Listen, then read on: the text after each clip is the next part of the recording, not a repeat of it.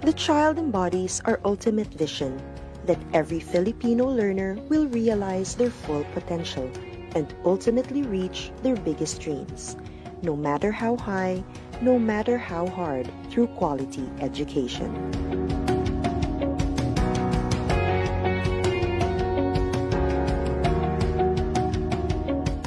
And as our learners aim to soar, we must continue to elevate our goals.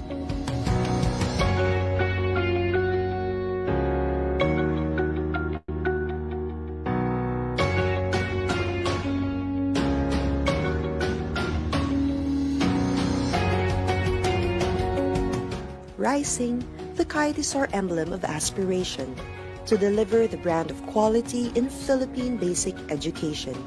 The quadrants of the soaring kite symbolize the key reform areas in forwarding this cause, as we embark on this aggressive reform to yield upskilled teachers, well-developed curriculum, improved learning environment, and responsive multi-stakeholder cooperation. Using the colors of our flag, the logo symbolizes our unity and serves as a reminder that it takes a nation to educate a child. Together, we as a nation will have to move forward and gain more momentum so that our vision of quality basic education for all shall take flight.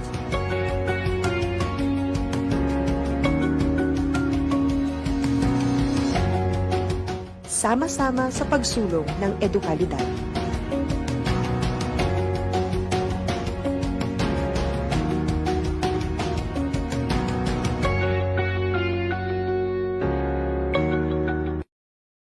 Well, hello, Mrs. Morgan. Remember how hard it was to get your students' attention?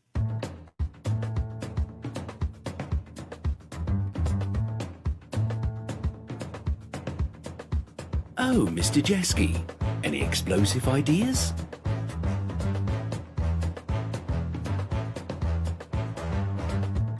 And you, Mr. Fisher, the world keeps turning, right?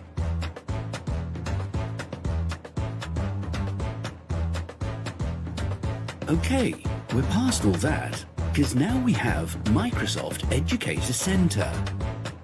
Trainings, courses, webinars, programs, badges, points, certificates. Join now and get yourself ready for the new school year. Teach your best.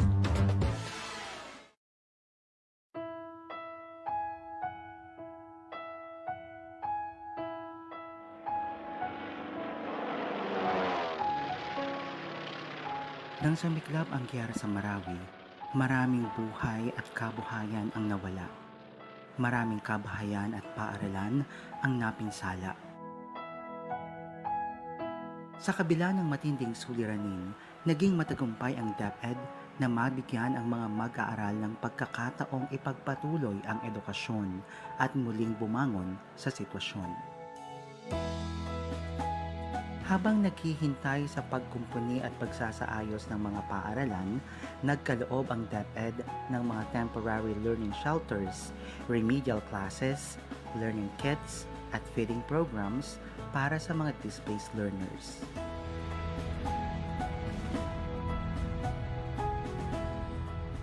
Nabigla ang lahat sa pag-alboruto ng Bulkang Taal. Libo-libong pamilya, kabilang ang mga guro at mag-aaral, ang nawalan ng tirahan at mga ari-arian. Mabilis ang naging tugon ng DepEd upang makapagpatuloy sa pag-aaral ang mga apektadong mag-aaral. Sinikap ng mga guro na turuan ang mga mag-aaral na pansamantalang tumuloy sa evacuation center.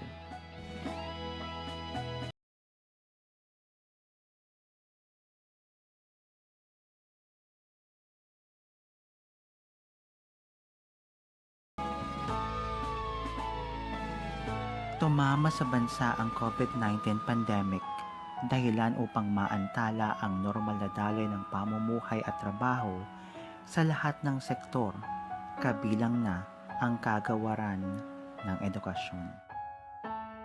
Nang ipatupad ang Luzon lockdown, inilunsad ang DepEd Commons upang tuloy ang pagkatuto ng mga learners habang nasa bahay. Sa kabila ng mabigat na hamon sa ilalim ng new normal, patuloy na nagpunyagi ang DepEd upang maghanap at maghatid ng mga alternatibong pamamaraan upang magpatuloy ang edukasyon sa pinakaligtas at pinakaangkop na paraan. Sa ilalim ng Learning Continuity Plan, layunin ng DepEd na magpatuloy ang edukasyon nang hindi nakokompromiso ang kapakanan at kalusugan ng mga guro at mag-aaral. Isusulong ng DepEd ang tatlong pangunahing layunin: angkop na proteksyon, kaugnay ng mga health standards at safety protocols para sa ligtas na school year, patuloy na edukasyon sa pamamagitan ng blended learning, distance learning at homeschooling na angkop sa kapasidad ng bawat mag-aaral at mabisang aksyon sa pakikipagtulungan sa lokal na pamahalaan at mga partner organizations upang maihatid ang dekalidad na edukasyon para sa lahat. Bawat DepEd Division ay bumuo rin ng sarili nilang Learning Continuity Plan upang gabayan ang mga guro, mga magulang at mga mag-aaral sa bagong pamamaraan ng pag-aaral gamit ang online, modular, at TV and radio-based instructions. Gamit ang iba't ibang learning modalities, nagdaos ng dry run ang mga paaralan sa iba't ibang bahagi ng bansa, katuwang ang mga local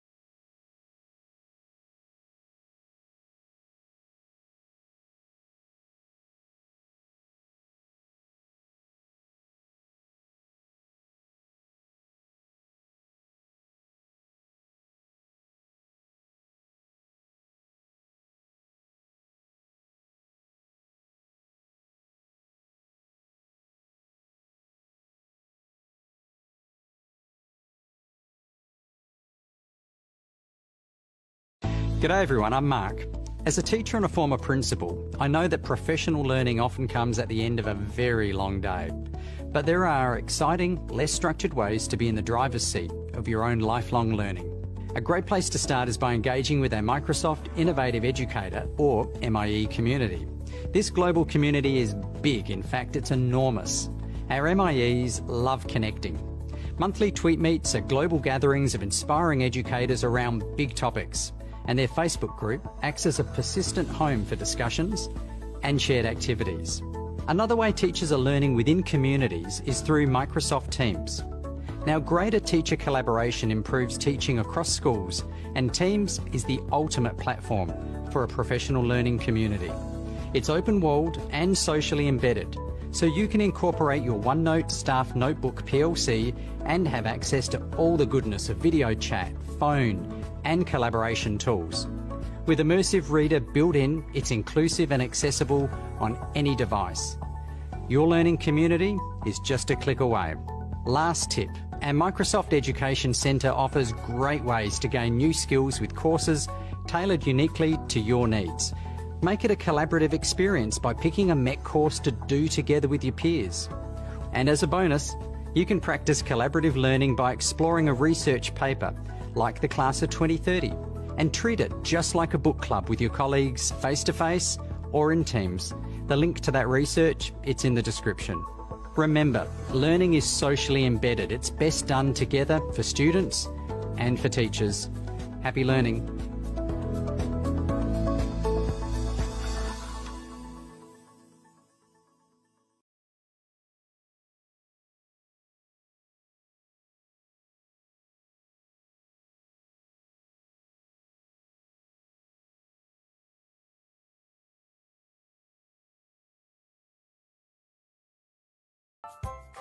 The year 2020 brought new beginnings for the Department of Education. Ready to pivot towards attaining quality education, DepEd was hopeful of the challenges ahead of it. But as DepEd continued to work on its commitment, the world suddenly faced a steeper dilemma. Around the globe, countries like the Philippines had to shift their priorities to respond to a public health crisis brought by COVID-19. Schools had to be closed, activities had to be halted, graduation ceremonies had to be canceled, as people were urged to stay at home. A new normal dawned upon us. As soon as DepEd realized the impact of these disruptions in education, it began to proactively craft its learning continuity plan last April to ensure that learning opportunities will still be available. Consulting with partners and advisors through the Education Forum, as well as legislators, teachers, parents, learners, and the general public, DepEd made sure its LCP encompasses the concerns of the whole education sector in responding to the crisis. Its topmost priority being the protection of the health, safety, and well-being of learners, teachers, and personnel. To make informed decisions, DepEd first analyzed relevant data and epidemiological picture for the incoming school year. DepEd also issued guidelines on its required health standards to be adopted in all public and private schools and DepEd offices following DOH and IATF protocols. It covers 4 COVID-19 mitigation objectives, namely, to increase physical and mental resilience, reduce transmission, reduce contact, and reduce duration of infection. The LCP also outlined how learning continuity will be ensured. It streamlines the K-12 curriculum into the most essential learning competencies and allows the use of distance learning, homeschooling, and blended learning modalities. Since conducting face-to-face classes will be a risk in most areas, DepEd has anchored its delivery of education to modular, online, TV and radio, or a combination of all. Guided by teachers, modular learning will allow learners to use self-learning modules in a format applicable to learners' capacity. In online distance learning, teachers will facilitate and engage learners' participation through the internet, whether synchronous or asynchronous. TV and radio-based instructions, on the other hand, are converted lessons fit for the broadcast medium. The LCP assures that all our learners, including our SPED, ALS, Madrasa students, can still access education even within the confines of their homes, and ensures that their household capacity will not hinder their right to education. To make this possible, our joint Brigada Eskwela and Oplan Balik Eskwela is assisting the preparations for the rollout of the LCP. On May 8, the LCP was approved by the IATF. The President also gave it his full support and expressed his commitment to meeting the financial demands of its execution. The implementation of the LCP will not be easy. It is not a perfect plan, and complications can be expected along the way. But extraordinary times call for extraordinary and proactive measures, and the Department of Education is ready to address the challenges along the way with the help of our national and local government, partners, parents, and learners. As one nation, learning opportunities shall be available in this brave new world for our Filipino children.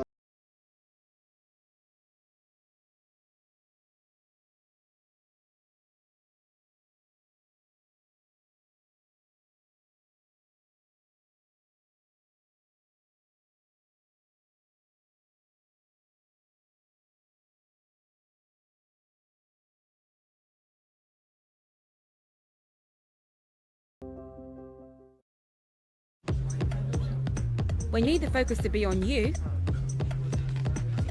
and not whatever that guy's doing, open Teams.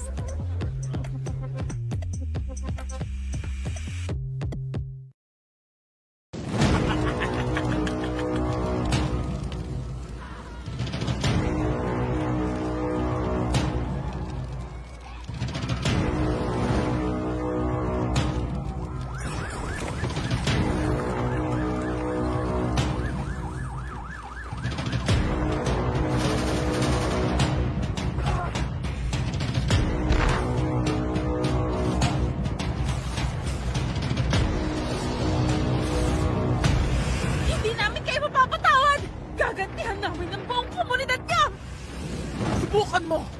Tutal na wasak na naman namin ang lahat ng ari-arian nyo!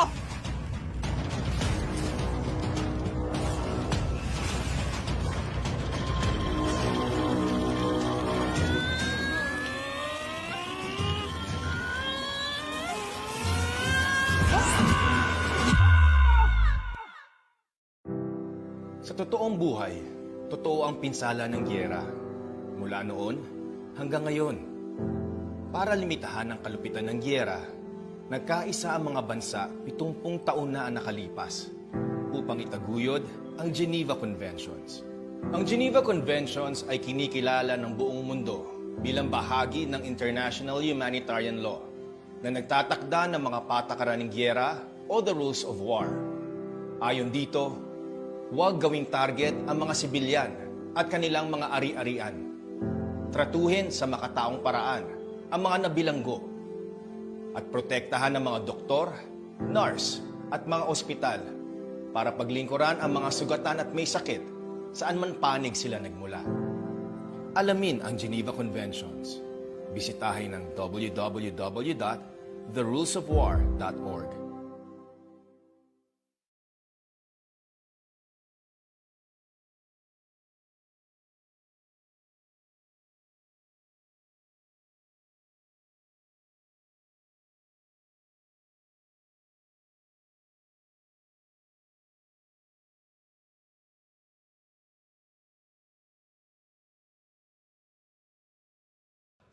Hi guys, so I just came from a meeting and I was just told that I would be leading this fundraising concert for International Students Day.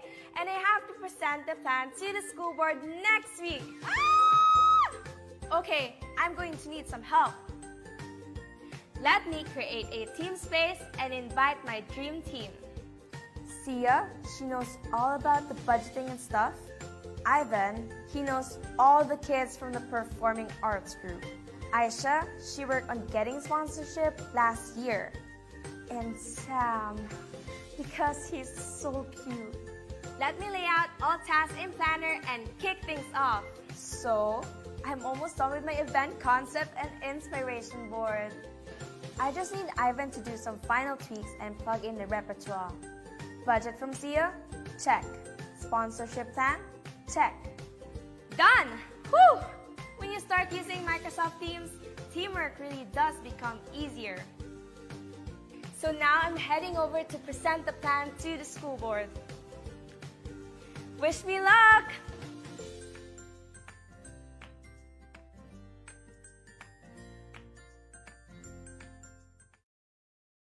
De Luna, Present! Herrera, Present! Valera. Present!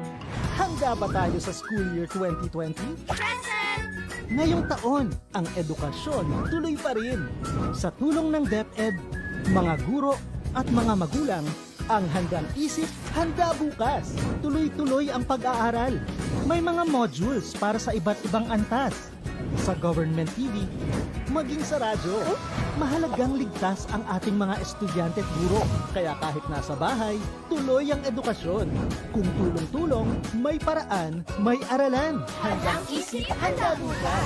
Bisitahin ang DepEd Philippines sa Facebook at ang deped.gov.ph.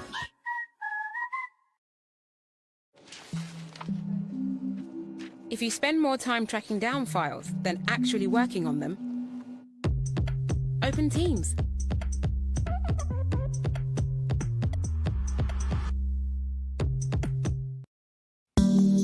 The COVID-19 pandemic has brought unprecedented changes to our usual ways of living. But the Department of Education remains unfazed by these challenges to fulfill the mission of Sulong Educator, the rallying call for national effort to deliver quality basic education to all Filipinos, which involve aggressive reforms in the 4 key areas: the K-12 curriculum review and update, improving the learning environment, teachers upskilling and reskilling, and engagement of stakeholders for support and collaboration to move forward together as we prepare the education system for the future. The call for Sulong Educator will continue, and we have built the framework of the Basic Education Learning Continuity Plan, or the BELCP, to put the needs of the learners at top priority. DepEd's BELCP is the major response and commitment to protect the health, safety, and well-being of learners, teachers, and personnel. The plan aims to provide opportunities to continue education even in these trying times with a BELCP in place, supported by an unprecedented number of diverse stakeholders from the academe, media, industry groups, NGOs, business and private individuals. Sulong Educator will be able to sustain the aims in its reform for quality basic education. In our journey towards quality education, we have established the 4 pillars of aggressive reforms from the start, and we have been continuing to progress in these pillars. In improving the learning environment, we took action in the construction and rehabilitation of school buildings, ensured the availability of learning materials and equipment, and prioritized our last mile schools. The challenges of the pandemic also brought to light the urgent need to upgrade our ICT infrastructure to service the needs of education. In terms of the teachers upskilling and reskilling, we were able to establish more innovative professional standards for teachers and school heads. We have aligned the professional development of teachers with their career progression to track their development as part of the National Educators Academy of the Philippines transformation. With the launch of the Education Futures program, where we will be focusing on innovative actions and solutions to improve the state of our education, we are now more than ready to start a new journey and continue our fight for quality education for all Filipino learners. Finally, we've given high importance to the engagement of stakeholders for support and collaboration.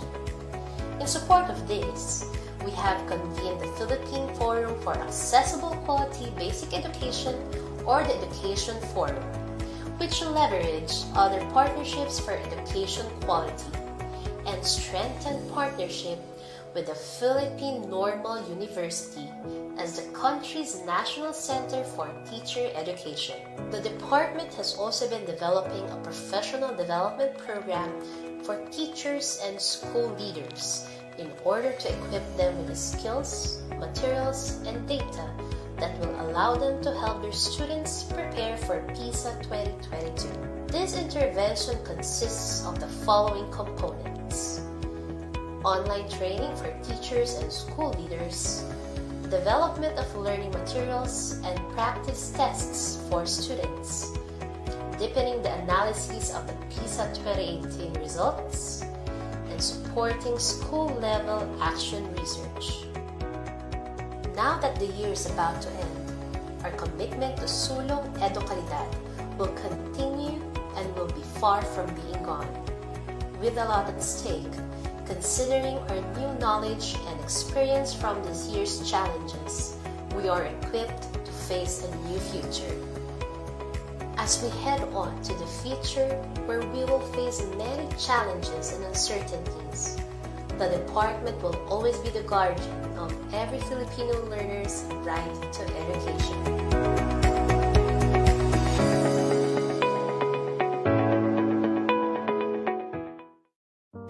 Sino ba ang hindi naapektuhan?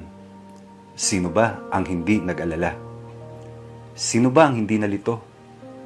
Lahat tayo ay naapektuhan. Lahat tayo ay nag-aalala. Lahat tayo ay nalito. Dahil binago ng pandemyang dulot ng COVID-19, ang paraan ng pamumuhay ng lahat ng mga Pilipino saan mang sektor ka nabibilang. Tumigil ang panandalian ang ating mga nakagawian. Tumigil ang lahat ng uri ng transaksyon. Tumigil ang lahat ng operasyon ng mga paaralan. Nakalilito. Nakakaba. Paano na ang kinabukasan ng mga kabataan? Paano na tayo sa hinaharap?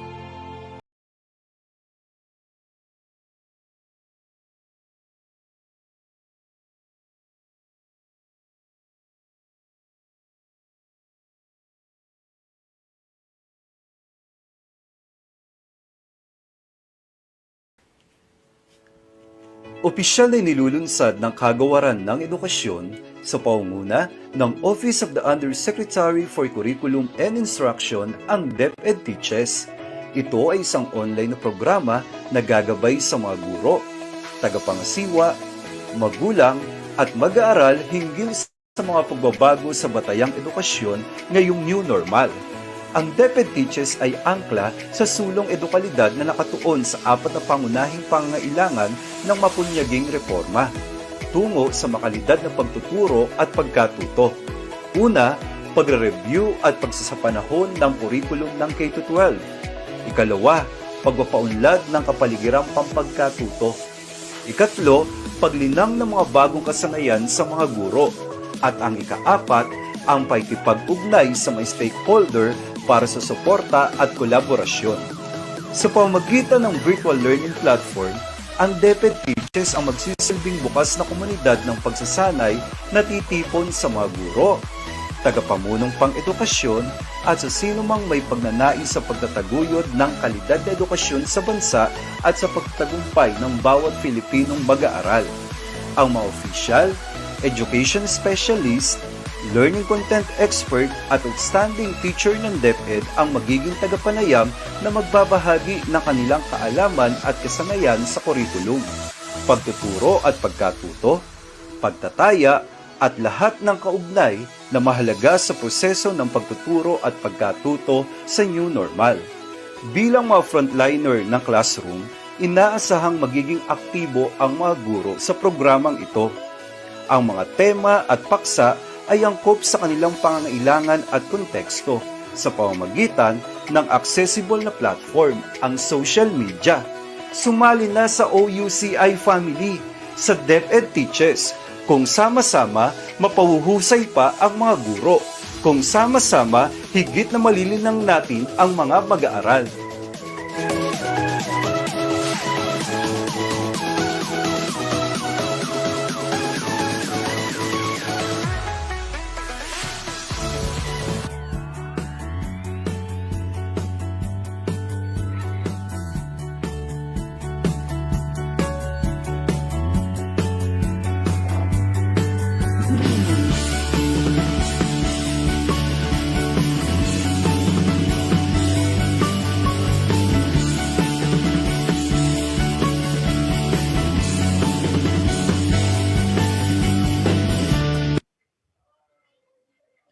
A wonderful afternoon, everyone.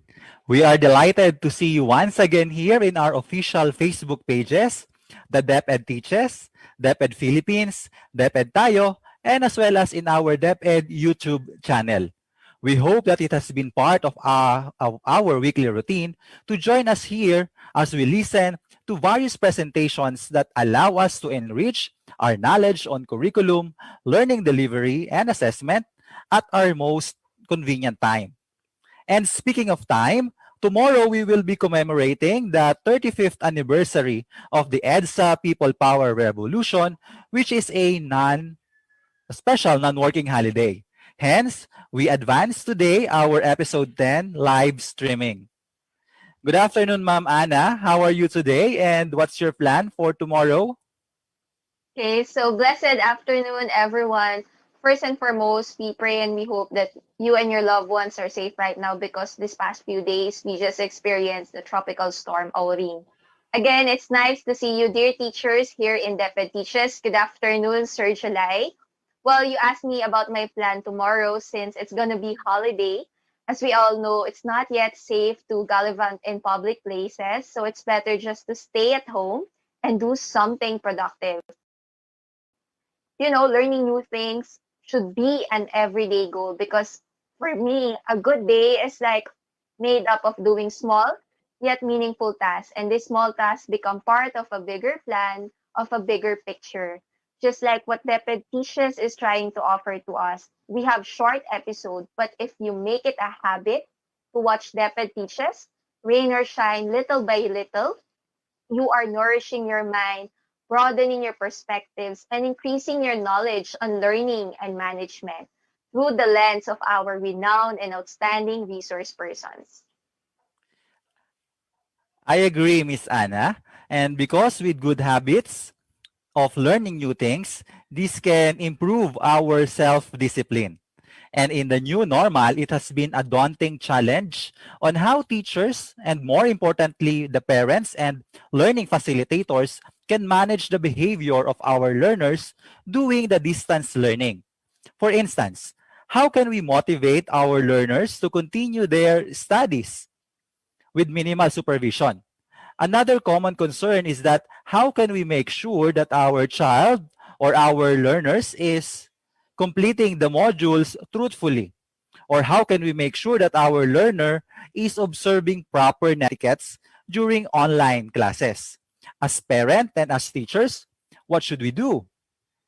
I get your point, Sir July. It's not easy to manage people's behavior and to develop good habits. What more if you are handling a big class or if you are not physically present to oversee what they've been doing, just like our setup right now. As teachers, we must not forget one of our primary duties is to teach them good conduct and to help them practice good values. And to fulfill this role, we must become good classroom managers. But then the question, just like what you asked, how?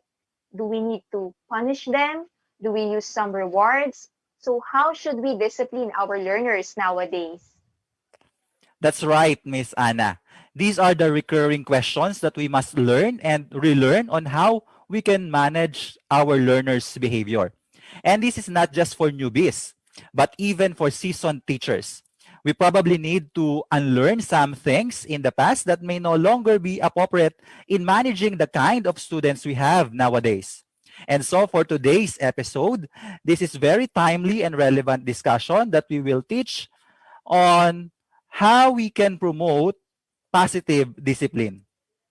So without further ado, it is our pleasure to introduce to you our resource person today. Director Gilbert T. Sadsad is a notable director of DepEd Region 5 because of his humane leadership with a keen sense of strategy and forward thinking.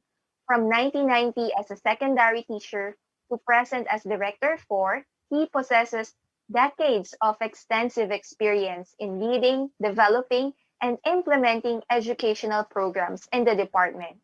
As a graduate of Masters in Development Management, he has led region-wide projects that have significantly impact for the workforce development in the region, to name some.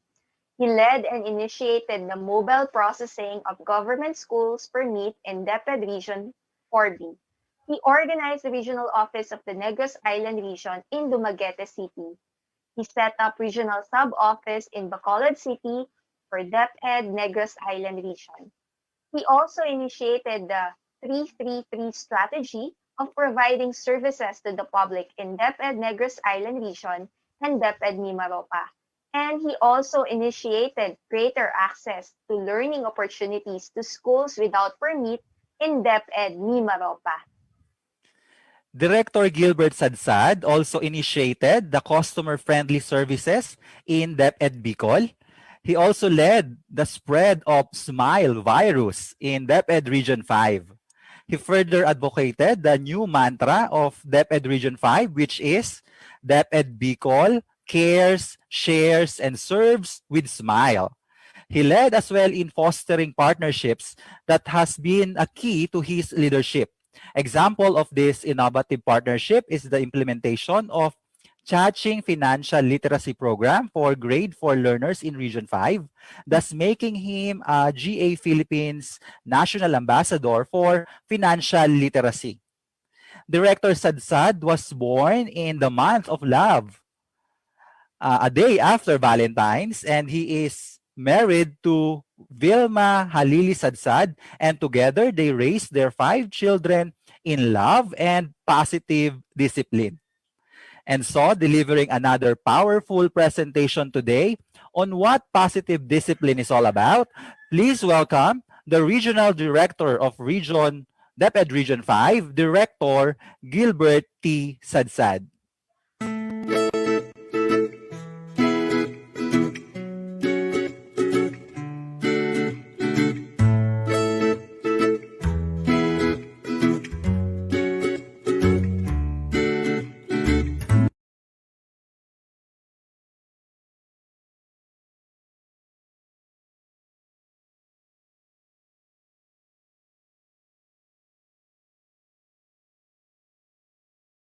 Good day, everyone.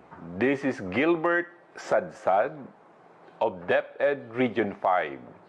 Welcome to this episode assigned to me. Please relax and have fun while watching this episode. The presentation will be guided by this outline: positive approach to child discipline, meaning we will be discussing punishment versus discipline. What is positive discipline, and when is discipline considered as positive approach? Practice of positive discipline in schools, manning behavior of school children.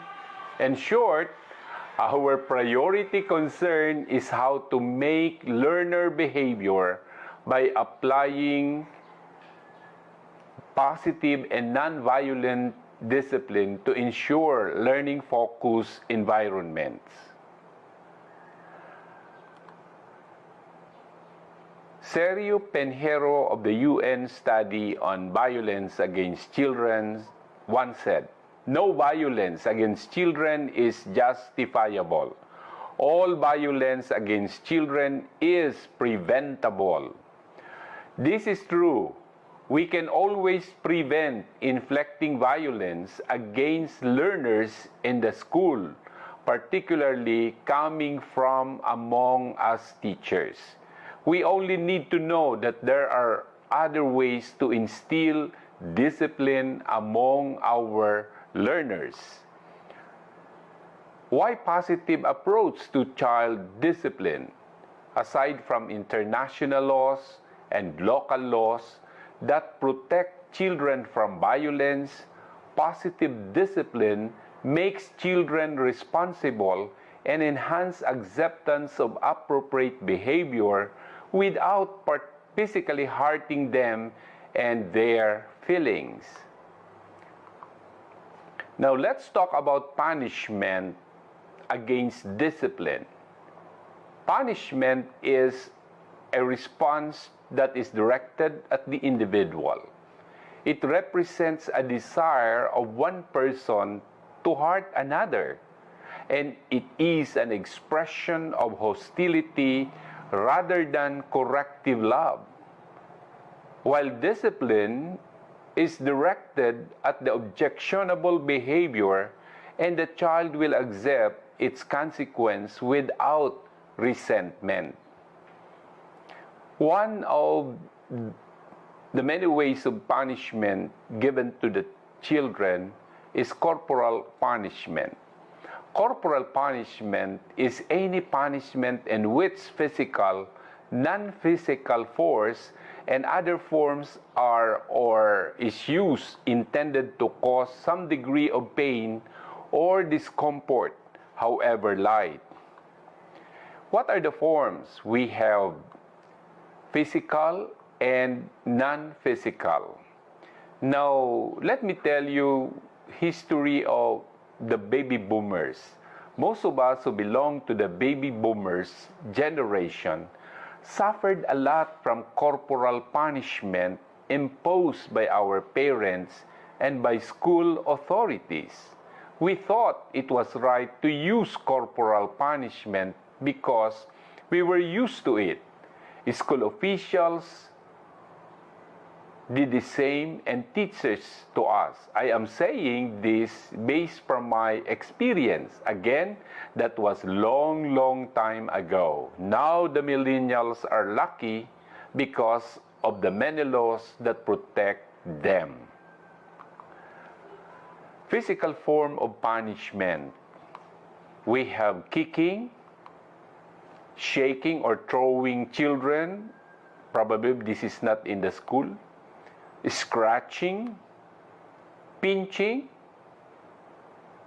very often in the school, biting, pulling hair or boxing ears, forcing children to stay in uncomfortable position, probably very visible in some schools, burning, forced ingestion, hitting, smacking, slapping, spanking children with a hand or with an implement, such as a whip, a stick, belt, shoe, wooden spoon, hanger.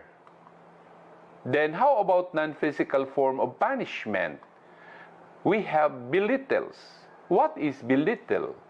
Belittles means to put down or to make another person feel as they are not important. Saying mean things about another person literally makes them feel little.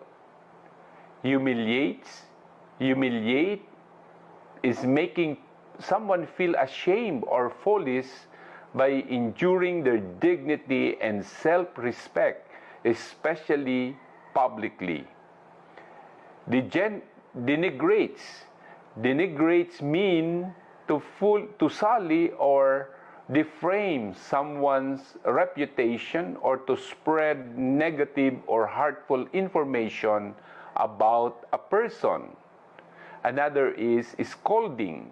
Scolding meaning to speak angrily or critical way to someone who has done something wrong. It is an angry rebuke or reprimand. Scapegoating is the practice or singling out a person or group of persons for unmerited blame and consequent negative treatment.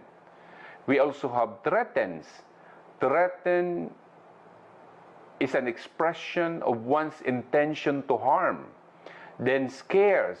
Scare would mean to cause great fear or nervousness. Then ridicules the child, meaning to make fun of someone, to laugh at someone who erred. What are the effects of corporal punishment? One, creates fear in the child. Possible outcome is to drop from the school. Another is engenders feelings of confusion, resentment, and anger. There is a possibility that the child would become lonely and the tendency is to isolate. Next is lowers the child's self-esteem. Lowers the child's self-esteem, meaning self-confidence become low and withdrawal from the group. Engenders a more external locus of control. The result would be blaming others, including the teachers, which will become prevalent in the behavior of the child. Then carries a strong potential for escalation. This would mean that there will be increase in the intensity or seriousness of anger of the child or behavior against other people. Next, trains child to use violence, perpetuates the cycle of violence within the families. This would mean that children would become haters and bullies. Another is associated with more behavioral problems. Escalation of more and conflicting behavioral problems will happen. Then adversely affects the child's cognitive functioning. This means that the internal locus of control of the child will be affected. Neglect or abandon studying their lessons, withdrawal from active participation in class discussion will be the end result. Stunts internalization of moral values and capacity for empathy. This would prevent internalization or appreciation of good moral values and the tendency to reject appreciation to the goodness of other children. Next question is, when is discipline considered harmful or abusive? It may be worse to give bigger punishment to a simple infraction. Why? Because the discipline act is not commensurate to the offense committed by the child. The discipline act is used frequently and without valid reason. This may become a habit for teachers to punish children for every mistake or even without mistake. It is not appropriate to age. The punishment may not be appropriate to age, gender, physical, and mental state of the child. The punishment may result to child abuse and will hurt the child not only physically, emotionally, but including her mental state. Another is the discipline act is done due to impulsive anger with the purpose of hurting the child. Punishment may destroy the child's future and his person as a whole. Next is child sustains physical or non-physical injuries and is in pain, especially the vulnerable parts of the body. This would mean that both physical and emotional and mental will be affected with the discipline that we will give, particularly punishment. If it humiliates the person of the child, this becomes harmful. Positive discipline is about finding long-term solutions that develop students' own self-discipline. In short, it trains the child to discover the right behavior to a problem demonstrated. The child is also trained to value oneself and to improve the level of maturity. Another is clear and consistent communication. In short, there should be open and constant communication. Consistent reinforcement of your expectations, rules, and limits. There is consistent reinforcement, there is reorientation of rules, and clarification of limits when you give positive discipline. Next is based on knowing your students and being fair. knowing more about your learners, and to improve practice of fairness from among your learners. Another is positive discipline is aimed at building mutually respectful relationship with your students. In short, teachers should practice or positive discipline, practice the respect, that saying of respect begets respect. Once you respect other people, you will also gain respect. Then positive discipline is teaching students lifelong skills and fostering their love of learning. This will inspire students to embrace schooling and their love for learning. Teaching courtesy, nonviolence, empathy, self-respect, and respect for others and their rights is another way of positive discipline. This means that we develop learners' appreciation with other people and increasing students' competence and confidence to handle academic challenges and difficult situations. With this positive discipline, we are making the students academically and emotionally mature. When is discipline considered as positive approach? One does not mean punishment or conflict between parents and child.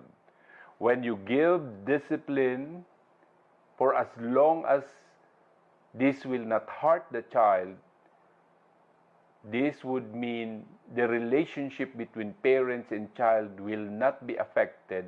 Instead, love and respect will flourish. Another is discipline being considered as positive approach. It means helping child learn from mistakes and develop self-control. All children need the security that comes with knowing the rules and boundaries of behavior. Without these guidelines, they will feel at a loss. To sum this up, this disciplinary approach trains children to be responsible citizens. Then, requires flexibility from the parents using different strategies to match child's growth and development. Parents can explore more strategies and approaches in helping children to grow and develop positively. When is discipline considered as positive approach? Building a mutually respectful relationship with students and among students. This would mean enhancing peer relationship. So the child, there is that feeling of belongingness between and among the children. Next is consistent. Consistent in clear communication, then consistent in providing reinforcement of expectations, agreements, or rules. Then we should always be bounded by the child and human rights-based policies. Another is intention to safeguard the rights of children and to practice stops, looks, and listen.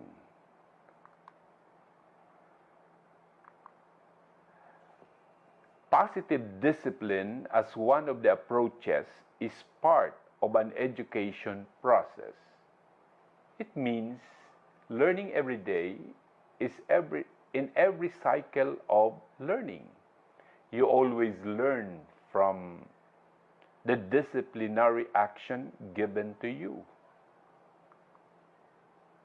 It is a way of thinking and an approach to teaching that helps children develop. Develop what?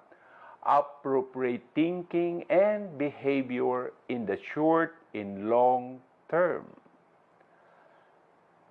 Develop self-discipline and confidence.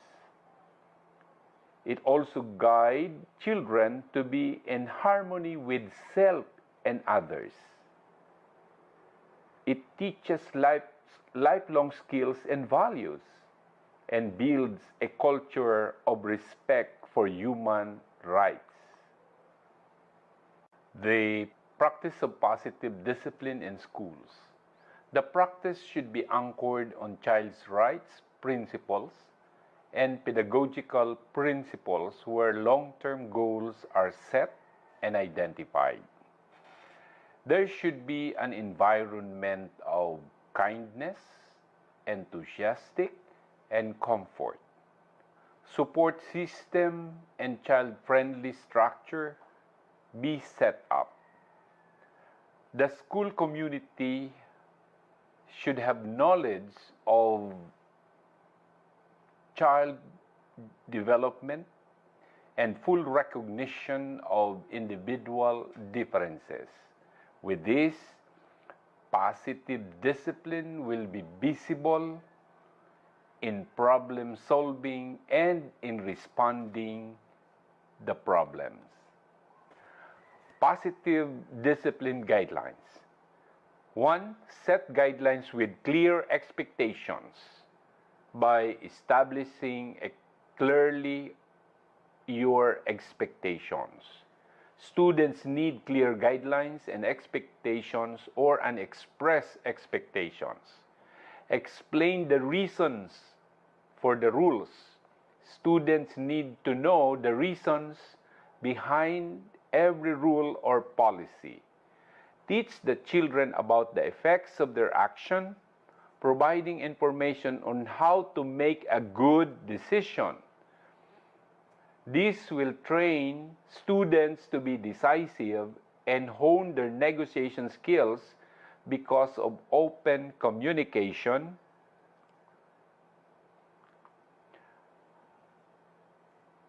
always clarify to students that in every action there is always a corresponding reaction or effect. Teach the children about the effect of their action, providing information on how to make a good decision. So the need to process information is necessary to come up with good or better decision. And next is to provide unconditional support that will help the child succeed. Embrace students with kindness, consideration, and empathy. Positive discipline guidelines.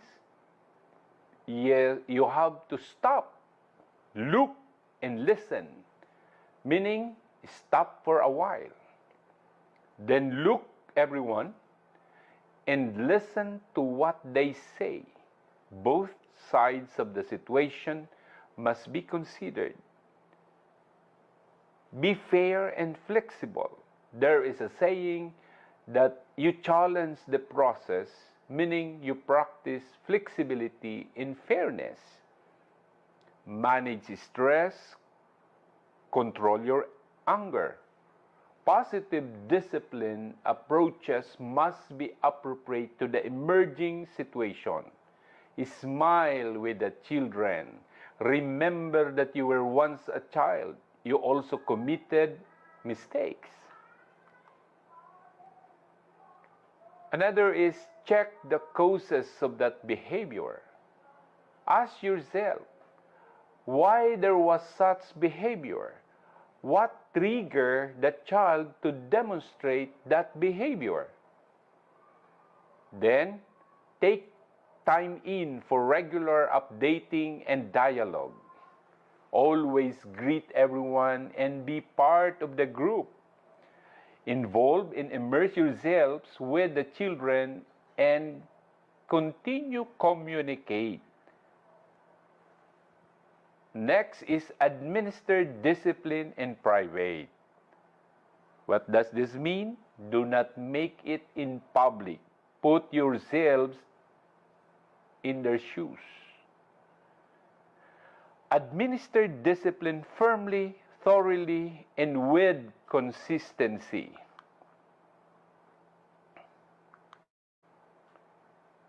How do positive approach to child discipline be practiced in school?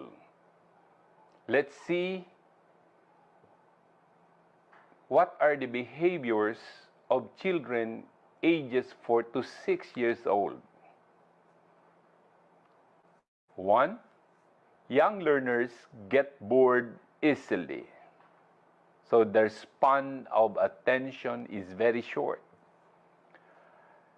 Young learners are meaning-oriented. Little children would always and continue ask a lot of questions. Young learners like to discover things. In short, curiosity overload. They prefer concrete activities. This means they want to see and feel things. Another is they are more egocentric. What does this mean? Think always about oneself without regards to the feeling of or desires of others. In other words, these children are self-centered. Another characteristic is that they are imaginative, meaning most of these children are creative and fantastic. And number 7, characteristics, they imitate or model or copy someone they admire. That's why there is a saying, what the old people are doing are always correct in the eyes of the children. So what are the learning points? Positive approaches to child discipline as an alternative way of responding to various behavior of the pupil greatly influence the progressive and holistic growth and development of the child. Another is it can help the pupil achieve his/her potential skills. It likewise creates an attitude of optimism towards life and its environment. Teachers and school personnel who are prime movers of positive approach to child discipline contribute immensely to the total personality of the pupil as part of the school community.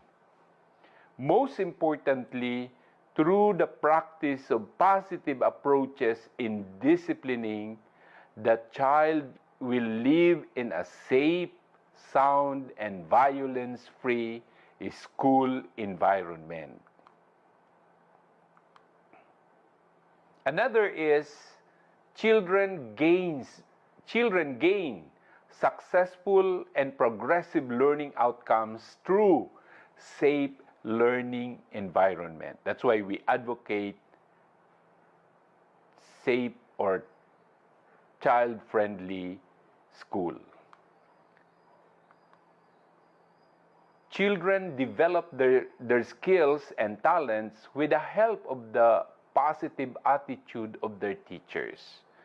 The more that they will be inspired if their teachers are positive and supportive to the children. Children are the most important part of the learning process. They need to be loved and appropriately safeguarded. That's why we need to protect every child in the school. We need to embrace them with consideration and kindness. Another is teachers are considered as facilitators of learning, not as perpetrators of violent forms of discipline. This means that teachers are considered protectors of the children in the school.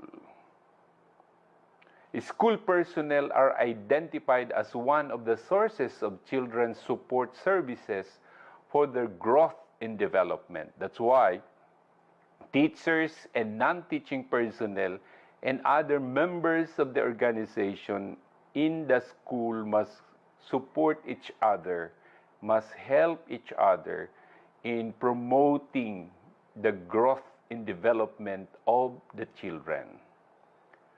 The next is trust and self-confidence of the children are facilitated through a positive, violence-free environment. Children will always trust the school if they feel they are safe.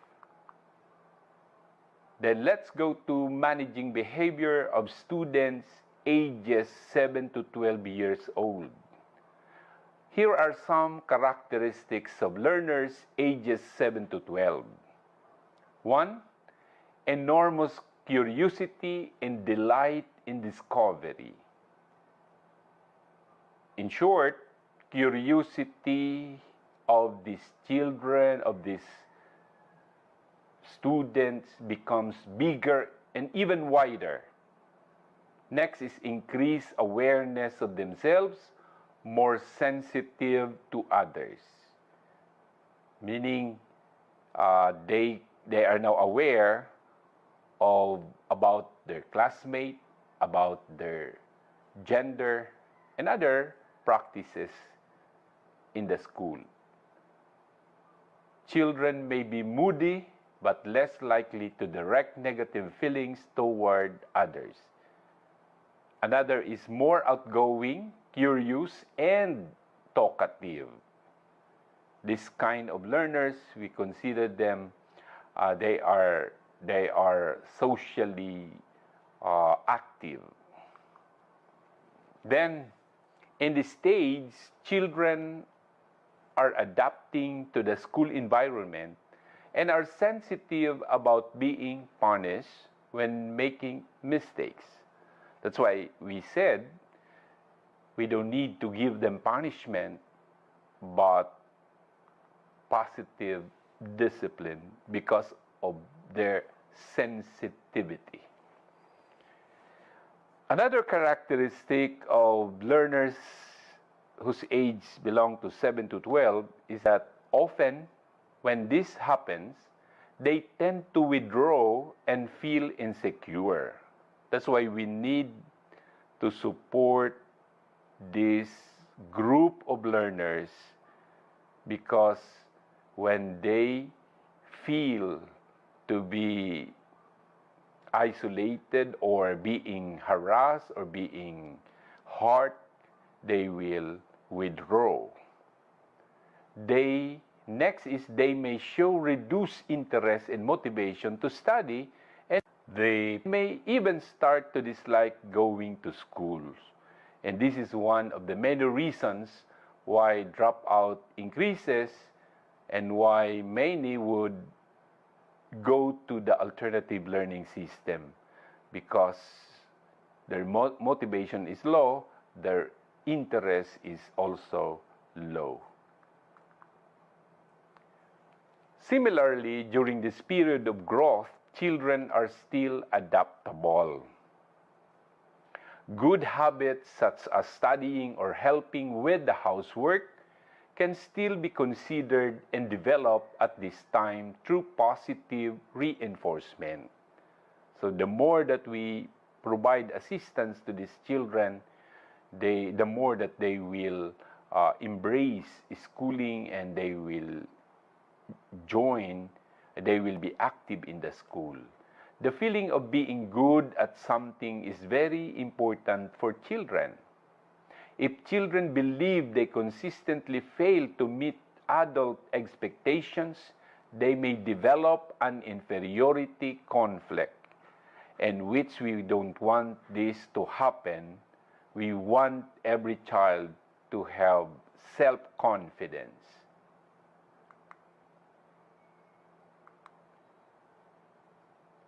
Another characteristics of learners ages 7 to 12, children at this stage are in need of support and encouragement. They begin to establish social skills, thus peer relationships are critical. On the other hand, they can clearly distinguish between shared and private life and develop a need for their own privacy.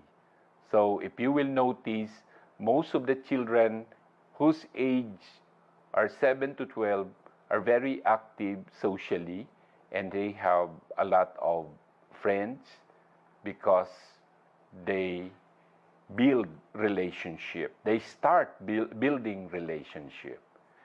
And another is, in the process, they become aware that certain people, such as teachers and parents, among others, have responsibility for or power over them. Okay? What are the learning points for these children or learners ages 7 to 12? Children learn from the consequences of their behaviors. They can already recognize what are the effects of doing such behaviors. Thus, a sense of responsibility among our students must be developed. Next, students' awareness of school policies is essential. So, the continuous orientation on school policies is necessary so that this group of children will be aware of what the school is implementing. Then physical and moral degradation adversely affects the child's well-being. It also deprives the child of many of her rights. Another learning point is that teacher-parent communication must be enhanced. The need to have an open line of communication between teacher and parent must be established. Because most of the times, if we don't have that line of communication, we cannot detect that there is a problem on the behavior of our learners. Encouragement and support go a very long way in boosting the motivation of students to study and become respectful and responsible. So continue to support them and encourage them for them to be active in school and to embrace learning behavior of students above 12 to 18 years old. Here are some of the characteristics of teenagers. Teenage life is the most critical stage of an individual. I strongly agree, and you should strongly agree, because they are now in the transition for a child to become an adult. Children from 12 to under 18 years old become more emotionally charged due to hormonal imbalance. They tend to be enthusiastic but easily discouraged. In short, hormonal imbalance affects behavior of the children and even emotion. We've seen that in our own children. Peers are very important. They may even influence the development and behavior of their peers or more than parents and teachers at this stage. That's why you will notice among our children, you will see them, they have their friends. They're always with their close friends. And because peer is important. Children at this stage may experience confusion over what adult roles should be. Why? Because we parents and teachers consider these children at this age like an adult. That's why confusion grew from among these teenagers. They seek self-expression and identity. As they grow, as they become teenager, they are already expressive and showing to us who they are. Another learning point is that humiliation is intimidating and does not produce favorable results on both student and the teacher. The possibility to resist and further repeat similar behavior is high. Even as humiliation will not help. No one will ever realize mistakes when being put to shame. So we have to avoid that. Public humiliation and ridicule is not good. Finding the right time and place for a heart-to-heart talk or time in would be effective. That's why I encourage everyone, please talk to your children, talk to your students. They need a listening ears for them to air their problems and probably their curiosity and confusions. A child would be discouraged and may no longer attend classes if threatened. This is very true. This always happened in many schools.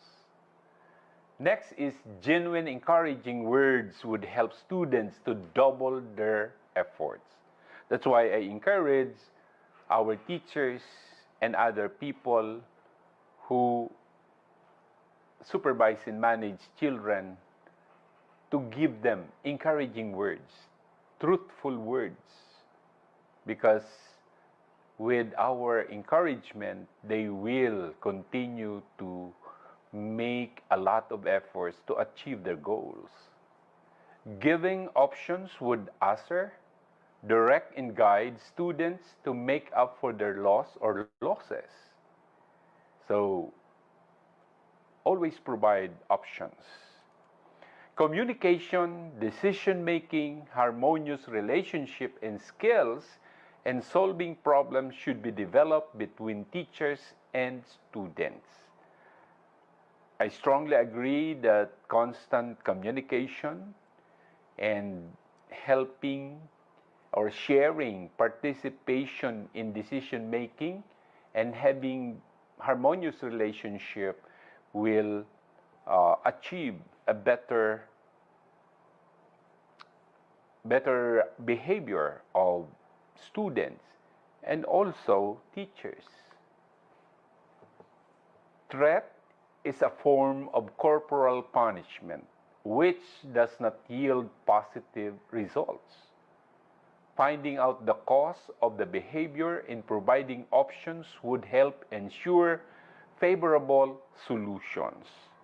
So it's a big no-no to threaten our learners or our students for something that they failed to do, like assignment. Let's encourage rather than threaten them to be failed. Another important learning point here is for all of us to conduct home visitation to better understand the student situation. Establish rapport with parents. This will help a lot when the teacher and the parents have better rapport and when you understand where the student live and what is the situation of the family of the learners. We need to understand where they come from. Then it is important to note that during this stage, their behavior serves to test out boundaries with people in authority, such as parents, teachers, and caregivers. Parents and adults should help the children define their goals and objectives and assist them in determining directions and positions in life. Another is children should develop the value of honesty, humility, and sense of responsibility. They can always grasp this or adopt these values if all of us will demonstrate to our children. To conclude, my dear teachers, it is not enough that we are aware of all the laws concerning offenses on child abuse and definition of positive approaches to child discipline. The most important is we should know how to apply this information and positive approaches in child discipline in real life at home, in school, particularly in teaching and in disciplining our students. So in short, application of these laws and approaches properly from among our students. Another conclusion is that we adults should be the model to foster harmonious relationship, and we should be able to inspire our students to value education and develop their potential to the fullest. As one leader said, if you want to be effective, you have to model the way. So if you want them to practice the values that you want them to acquire, then demonstrate and show them what that values that you practice. My dear friends, let me give you this quote from Gecko and Fly about positive parenting. It says, to be in your children's memories tomorrow, you have to be in their lives today. Be with your children, be with your students, enjoy teaching with them, enjoy playing with them, enjoy with them every day, because the influence of teachers is eternal. In closing, let me also give this quote from Dr. Jane Nelson, which states, positive discipline is based on maintaining dignity and respect by using kindness and firmness at the same time. Thank you very much. A wonderful day to one and all. Diyos mabalos sa indugabos, and stay safe, everyone.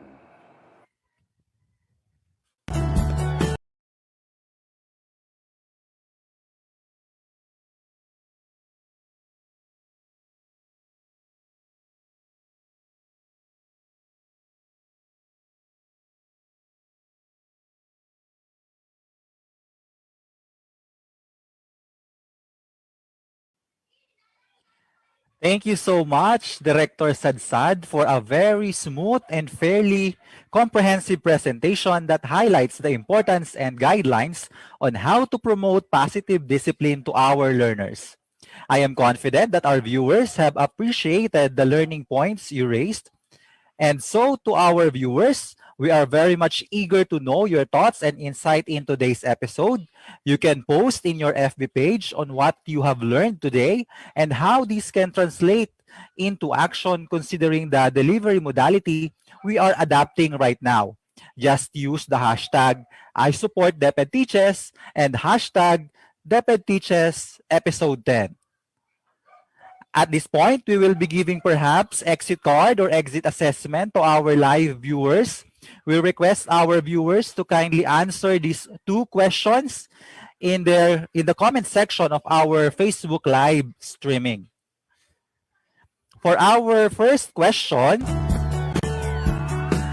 what is your key takeaway in today's episode? Again, what is your key takeaway in today's episode? So we are trying to reach out to more people when we share good things in our personal Facebook page, like what we have learned today. Just use the hashtag ISupportDepEdTeaches and DepEd Teaches Episode 10. So again, the first question is, what is your key takeaway in today's episode? How about you, Ma'am Ana? What is our second question? All right, so thank you, Sir July. And again, thank you so much to our resource person, Director Sadsad, for a very timely presentation. I'm sure that it is not just the teachers who benefited from this topic, but even more so with our parents, who are our solid partners in molding our learners to be mature and responsible. And so just like what you said, Sir July, learning doesn't stop here. So you can share your insights in today's topic by answering the second question. Give one example on how you can promote positive discipline among your learners based on the learning delivery modality you are adopting right now. So when you answer, you can join us in the comment section, or you can go to your personal Facebook page and share a post about your answer in these two questions. Let me just repeat. Question 1, what is your key takeaway? And question 2, give one example on how you promote positive discipline based on your context. So we will try our best to read your answers next week, and we encourage you to actively participate in our discussion. Again, just use the hashtag ISupportDepEdTeaches, hashtag DepEdTeaches, episode 10. Just before we end, we have few announcements. For episodes 8 to 10, we will have only single registration and single evaluation. Our evaluation now is open that covers all episodes under the theme, the learner and his learning environment. And the evaluation link is shown now in your screen. And this is open until Friday midnight. For you to receive your certificates of appearance and participation, you must complete the registration and scored at least 75% in the evaluation. Again, you need to score at least 75% in the evaluation for you to receive your certificate of appearance and certificate of participation. Let us help each other to share the good things we have been learning here in DepEd Teaches. And so, we will never stop reminding you to like, follow, and share our Facebook page, the DepEd Teaches. Thank you so much for tuning in, and we hope to see you once again next week. On behalf of the Curriculum and Instruction, it has been a pleasure to offer you with another positive learning experience only here in DepEd Teaches. For our mission is empowering teachers, enabling learners. Good day, everyone.